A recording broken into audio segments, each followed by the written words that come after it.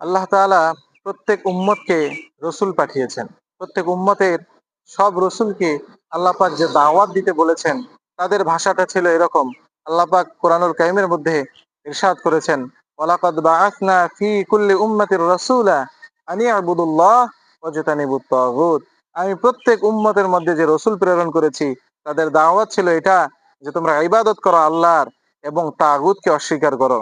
ওয়াজতানিবুত তাগুত অর্থাৎ তাগুতকে অস্বীকার করতে হবে। তাগুত কারা?